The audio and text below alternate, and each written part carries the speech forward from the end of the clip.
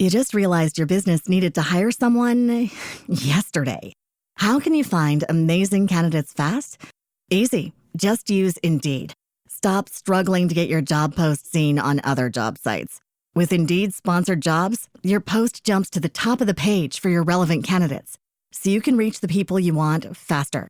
According to Indeed data, sponsored jobs posted directly on Indeed have 45% more applications than non-sponsored jobs. Don't wait any longer. Speed up your hiring right now with Indeed.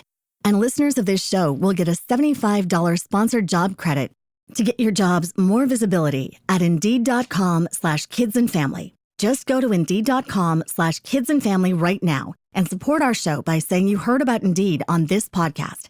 Terms and conditions apply. Hiring? Indeed is all you need. Are you ready to learn the 3 secrets to launching a successful podcast? Hi, I'm Bill, a recent client of the Podcast Mogul. If you've been thinking about starting a podcast but aren't sure where to begin, he's got you covered. He is hosting a free webinar where he will share the 3 secrets that can help you launch, grow, and monetize your podcast without any fancy equipment or technical headaches.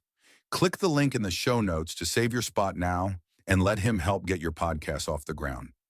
Hey entrepreneurs, it's your Podcast Mogul Phil Better here. I am excited for this episode as I know you are. Before we jump into this episode, I'm going to ask you if you are also a podcaster and you're looking to grow your podcast or monetize your podcast, make sure you stay till the end of the episode. I have a special deal for you, or a special offer, if you will. But ladies and gentlemen, without further ado, let's jump into the episode.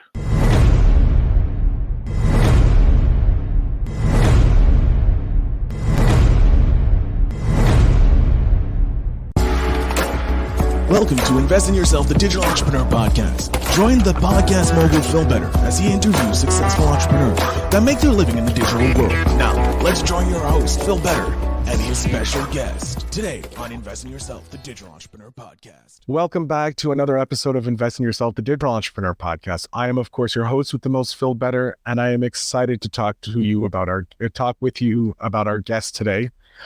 He is a serial entrepreneur, an angel investor, and founder of the 10X Value Partner, an investment company that helps tech businesses receive the funding, company building, and debt management support they deserve to succeed. He also recently launched Utopia Capital, an investment vehicle that funds innovative tech projects from visionary founders with the aim of revolutionizing life as we know it. Utopia Capital wants to tackle things like the world's biggest challenges, such as air pollution, global hunger, climate change. So please put your hands together for Christian Schroeder. Christian, thank you so much for being here. Hey, Phil. Yeah, it's so great that you're having me on the podcast, and I really appreciate it speaking with you today. And yeah, looking forward to share some of my insights that I've personally learned over the years on how to build companies, how to operate in the entrepreneurial domain. So yeah, I mean, very much looking forward to share some learnings with you today, and looking forward to your questions. Awesome. So I'm going to start with the first question, which I always like to start with my guests, is why did you become an entrepreneur? What was it that sparked your journey into this place? So personally, I've always liked challenges, challenging myself, and growing in the process of overcoming those challenges. So when I was in high school, I would always try to learn a lot, be the best student.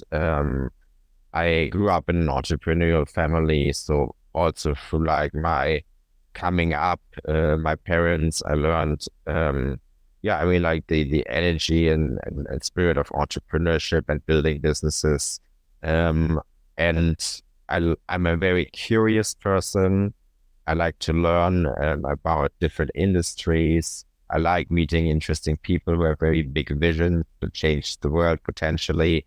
So I think working as an entrepreneur and investor enables you to see a lot of new industries, to meet many exciting visionary people, and to facilitate their success through passing on some of the learnings that you've made over the years and decades. So I think if I need to sum it up, I would say my curiosity and my passion for working on interesting projects. And my upbringing is what drove me to do what I'm doing with 10x Value Partners, investing in and building companies with a potential transformational impact for the world. Now, 10x, was that your first company, or was there some minor successes or some failures in your past that brought you to building 10x? So I mean, 10x was kind of like an evolution step of everything that I did before 10x. I started 10x Value Partners, or it's called 10x VP, around 5 years ago. And before that, I actually did like many smaller and some bigger entrepreneurial ventures. I've always been a very entrepreneurial person, actually. I started my first business when I was like 6-7 years old, selling like Pokemon cards and like collectibles to like my fellow like primary school students. It was like very funny. I was like sort of like one of the wealthiest kids in the playground, like with all like the business I did. And I mean, I used the internet, like selling things on eBay. So that was actually like a wonderful sales channel. And I'm a bit like disappointed retrospectively that I didn't scale this into a larger business, but I was like quite complacent with having a couple thousand. Back in the day, it wasn't even euros, it was Deutschmarks every month. So that was like when I was 6-7, my first venture. And then I did many other smaller things, like just earning some side income here and there. When I was 18 years old, I started an hospitality business with my dad, investing in a bar in one of the busiest bar streets, going out these club streets in like my hometown Cologne, which was also like my first like real big experience where I would manage a team of like waiters, bartenders, manage like the finance and accounting side of everything, and also be in like a people-driven industry where I would get the chance to like really make guests happy and come back to our place and enjoy their time. So this was like the first bigger one. Then I went to undergrad, studied business at a very entrepreneurial-driven university in Germany called the WHU. It's actually one of the universities with the highest percentage of like entrepreneurs and unicorn founders in the world, similar to like Harvard, Stanford, and so on. And there, like the culture really drove me to do even more entrepreneurial things, take bigger risks. So I was fortunate enough to meet like the founders of an investment group out of Germany called Rocket Internet. I worked with them extensively in Asia, becoming the CEO of an e-commerce business in, I mean, you won't guess where I went. I went actually to Pakistan. My mission was to pioneer e-commerce in that country. Was a massive opportunity, many big challenges because it was a fringe concept in this market back in 2014. It went very well. So we scaled rapidly from 10 people to over 200 people in Pakistan. And from there, we also went into some other markets such as Bangladesh, Nepal, and Sri Lanka. So this was like, I would say, like the first time where I really built a company in the sense that you could call it like a massive enterprise. In the end, we had like 400 people. I was like 23. So I was 21 when I started, 23 when I left that business. And then my kind of like what I did the next couple of years is like systematically studying like what businesses are good businesses and what businesses we should build. So I mean, I looked at from like 10,000, 20,000 different business ideas over my career, evaluating whether those businesses are like good businesses, solid profitability potential, can become very large, and evaluated those. So building first, like working with like a investment group run by 3 German tech billionaires. And later, and that was when I started 10x Value Partners for myself, finding those businesses with a lot of potential to build large companies and then teaming up with the right entrepreneurs to build those companies.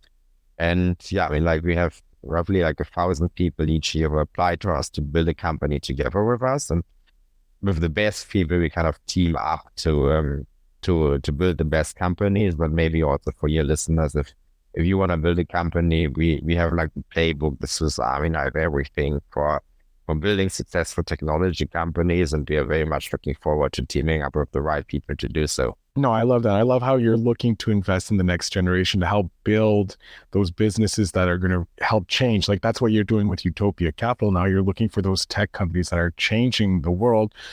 What was it about? Like, because you have 10x value VP, which is a great business, but then you're doing this more utopian style. What was that change from regular tech businesses to tech businesses that are changing the world? Why did you decide to do that transfer over? Look, I mean, like last year I've turned 30. I was spending like an amazing summer, and I was just like in the process of selling another company of mine.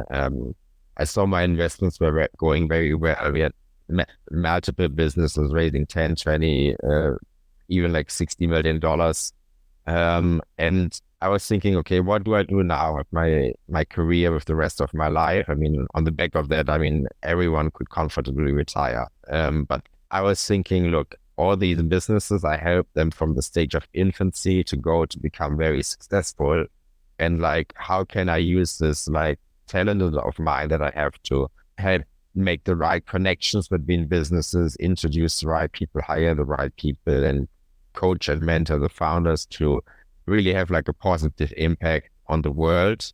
Simultaneously, I met like founders with like really brilliant ideas how to fight things like climate change, world hunger, and affordable housing or like homelessness. And what I've noticed is like, hey, why don't I use my toolkit? I call it the Swiss Army knife of company building, overcoming the challenges of building a business. Why don't I use this to really contribute to something very positive in the world and have, solve the transformative challenges that we face as humanity? So that was like the moment where Utopia Capital was born. And I feel like very motivated to work on this because like it solves like really big challenges and can really make the world much better. And also harks into the challenges that you like to face, because building a regular profitable company is probably just one way of doing it. Well, not one way, but one style. But when you're looking at changing the world, fighting these big things that are facing humanity, it's probably not as beautiful or profitable in the short term where most people like to make their money. Well, I wouldn't say that like that it is not as profitable. It can be much more profitable because usually there's a very simple equation how to make money is like solve a big problem for a lot of people with big value and you make a lot of money. It's just like that many of these problems have been overlooked, or like maybe like in the case of climate change, there isn't the dollar amount put on this problem. But I mean, there are like market researchers like or investment banks like Morgan Stanley that predict that the annual damage from climate change in 50, 60 years will be like $5 trillion a year. That's like 10% of our global GDP. And if we don't fix this problem now, I think like the economic like negative impact in the long run is just going to be completely devastating and unsustainable. So governments, political leaders, institutions, companies are waking up. 600 of the biggest 2,000 companies have made ambitious net zero targets. So I think now like the world is waking up to this, and it will be like one of the largest markets, bigger than the internet potentially. This climate market bigger than software, Microsoft, Salesforce, Google combined. So I think I wouldn't say that it's not profitable. I think it's just like being a pioneer in an industry that the world really needs. No, I like that. You're able to see the long point, because it may not be profitable in the short term, like right away, but if we don't fix it, it's going to be detrimental to the society. So it could cost a small amount versus what you can make a small amount now versus losing a whole bunch more.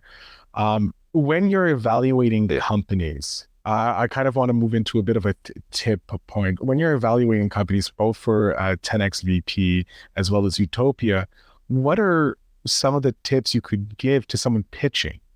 So if I have a business and I'm looking to pitch to 10X, what are some, or another venture capitalist, angel investor firm that helps businesses go to the next level, what are some of the what is a piece of advice you would have for a founder to make sure that their pitch sounds a bit better? So I think look, I think the key thing that an investor is looking for is trust in the ability of the founder to deliver a good result, making it a successful company, getting to the next round of funding, etc. So I think the way an investor can get this level of trust is there are several permutations to this question. The first question is the personal relationship that you hold with the investor. The closer the personal relationship, the less data points an investor would require from you to make a positive investment decision. So the first piece of advice would be reach out to people that you've worked with in the past who know your performance on the job, so that they can extrapolate this performance on in the past when you have worked with them to the future where you build your own company. The second advice would be if you don't have these data points or people in your network that you've worked with in the past that you can pitch, you need to provide much more data, traction, and proof that you are the person who can deliver and build a successful company. So you need to show a sales pipeline. You need to show user feedback. You need to show numbers of consecutive growth. So much more is required when you don't have these deep personal relationships. So it's just gonna require more data, because data is something that is hard to falsify, and that's something that people can trust in. I mean, the last part, if you have neither, is or in general, I would recommend you need to speak the language of the investor. And that's actually something that we are working extensively on with the founders in our portfolio, the companies that we build, learning to speak the language of the investor and conveying what you are building in a way that is digestible to the investor. And it's almost learning a new language. Some of the vocabulary is going to be new, and what the investors just need to hear to be able to understand what you're building is something that you need to newly learn as a founder. So I think that is something, if either you work with someone like us, like an incubator, or you work or you build a mastermind group with other founders, you try to network with founders that already have raised funding. So you need to basically learn this from people who are in the industry and experts. So the 3 pieces of advice is rely on your personal network and raise funding from people who trust you based on the work you've done with them in the past. The second piece of advice is show the data that people can extrapolate into the future. And the third piece of advice is speak the language of the investors. So those are great pieces of advice, especially learning the language, because the minute you learn the language of the people that you're trying to either sell to or try and get money from, they feel the connection already, because it feels like you're one of them and that you understand how they talk. And that builds a great bond as well. With all the companies that you've created, be it in the 10X or Utopia Capital or your previous companies that you launched, is there a memory that or maybe a win that you got, that either yourself or your clients have gotten, that just cements why you do what you do, why you help businesses go to the next level? Look, I mean, I really like making things successful. So I mean, I have a lot of memories that I can talk about. I would say one of my earliest memories when I started building 10X Value Partners was when a former employee of mine in a company where I was CEO came to me with his challenge that hey, Christian, I've got here this project I've been working on. I had this IT guy who programmed the whole website. I have my working student. The IT guy is leaving. We have this business. We have a lot of customers that people are ordering every month. It was a catering business. So ordering food online from a variety of catering shops all over Germany, having really good numbers, so showing that they had built something that customers want, but the guy was lacking a bit of an understanding on how to turn this 2-person team into a real company.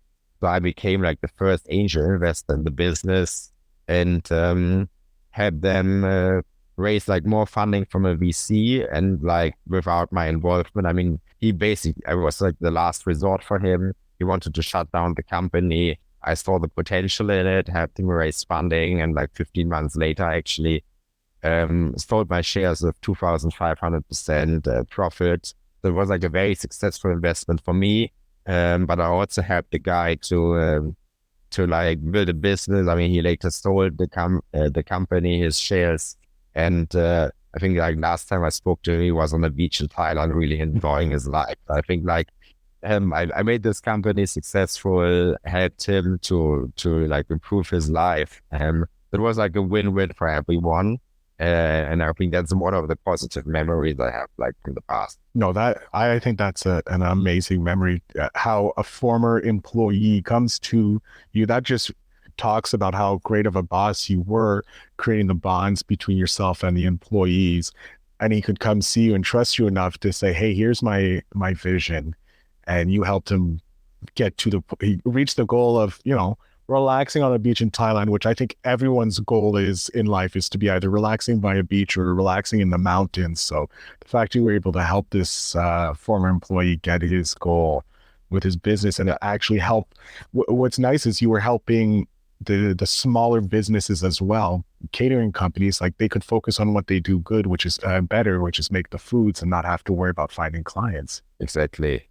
So I mean, like that's really what my life philosophy or like my business philosophy is about, like creating win-win situations for everyone, and doing that through like connecting the right dots, the right people, right business opportunities, and we were greatly able to do so with this business actually. Now, I want to touch on this win-win philosophy because I'm seeing more and more people talk about it. When I was younger, it wasn't really a win. People were saying, oh yeah, win-win, but it was more like, how can I get more from you, more than you, and make myself look like I won more?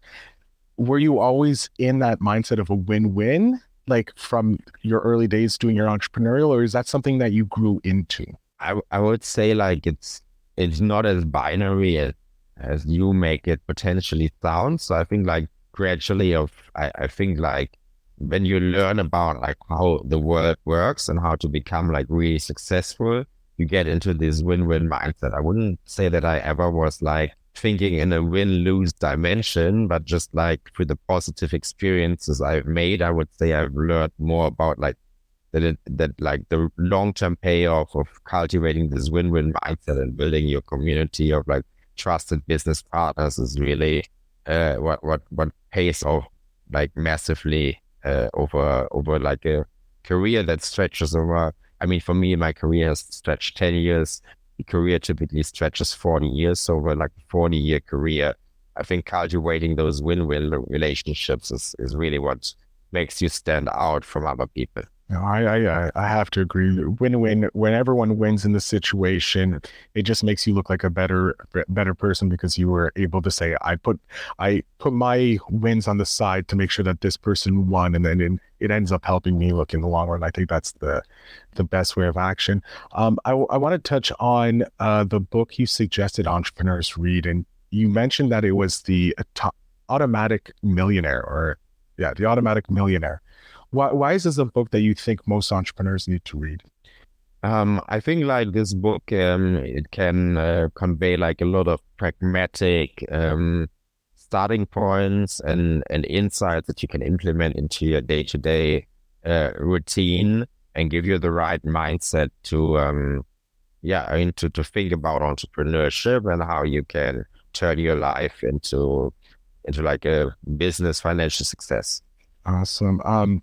Is that like when you start with a new client, is that something you suggest they read, or do you believe that they've already read those types of books? Look, I think like many of the things that the way I've also built myself is that I like to learn a lot of things. I like to try to borrow the mind of like the most successful people in the world, like Elon Musk, Warren Buffett, Richard Branson. I mean, reading all their books. I mean, reading a book, I think that's a great saying I've heard, is like allows you to borrow someone else's brain. And that's something I've been doing extensively. And that what I do with with 10x, and that's what I call also this like Swiss Army knife of tools, is try to pass on to like the entrepreneur, which we actually don't really see as client. We see them more as a partner. We are providing financial support and then also like ongoing coaching, mentorship.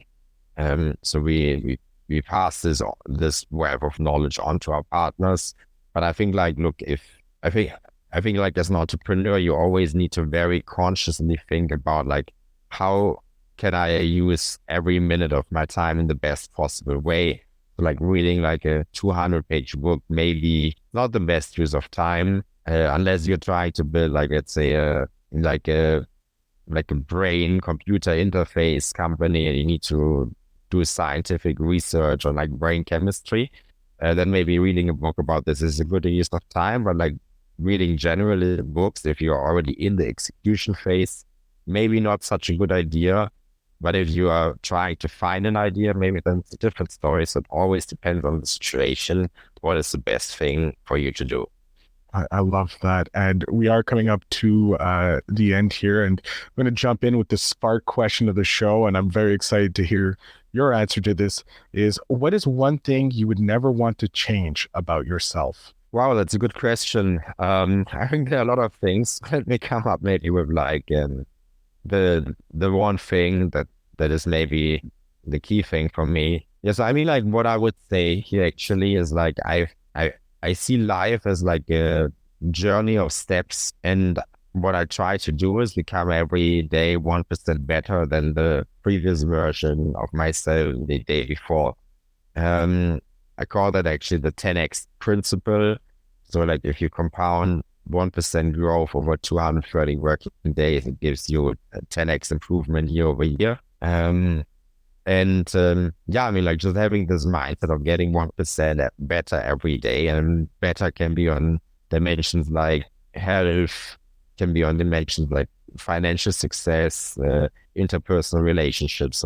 You can pick your own dimension. And I mean, in the end, it's like also like a blend of the different dimensions, but just this kind of like compounding effect of like small incremental growth steps. I think this mindset is something that I would never want to give up. I think that mindset is an amazing mindset. I try and live my life trying to be 1% better, but I just overall, and I think maybe focusing in on one specific aspect every few months would probably be beneficial. So thank you very much for sharing that with me and my audience. I'm going to jump off stage here, Christian. I want you to let my audience know where they can connect with you, how they can learn more about the 10X VP as well as Utopia Capital if they have an idea that they think they can become the next business in your portfolio. So the floor, sir, is yours. Yeah. So thank you so much, Phil. I mean, like you can find us on the internet, 10xvaluepartners.com, utopiacapital.com. You can follow me on LinkedIn, Medium, Instagram, where I share like long form, short form content, advice, tips on a regular basis. If you want to pitch us an idea, I would appreciate it if you find someone who can introduce you to us so that we have like, I mean, that's how typically it works in the VC world, so that you have someone vouching for you, someone that we already know. Yeah, I mean, like we also like to receive applications if you want to become a founder, but you don't have an idea yet. We have a careers page on the 10X Value Partners website, and you can also read about like if you are like an investor wanting to invest in startups, you can find out more about our portfolio companies that we've already in the portfolio, and then maybe we find like investment opportunities to jointly invest in businesses. So there is like really a wealth of opportunities. I suggest you to check that out. Excellent. Christian, I want to thank you so much. Give me 1 second here. Let's exit this. So there we go. Christian, I want to thank you so much for coming on the show, talking to us about 10X Value Partners, as well as Utopia Capital and yourself. So thank you so much for being here on the show. All right. Thanks for having me. It was very nice speaking to you.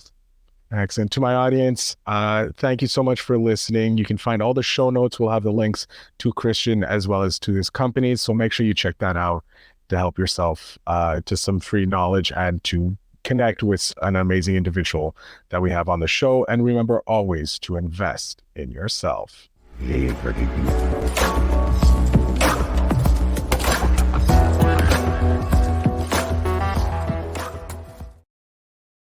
Hey, digital entrepreneurs, thank you so much for listening to this episode. I hope you guys have enjoyed it.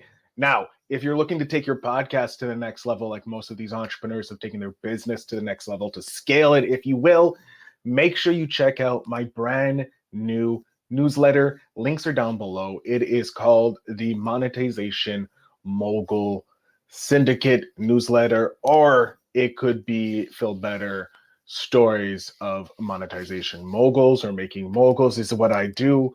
So make sure you go ahead and check that out. But I want to thank you very much for listening. And as always, remember to invest in yourself.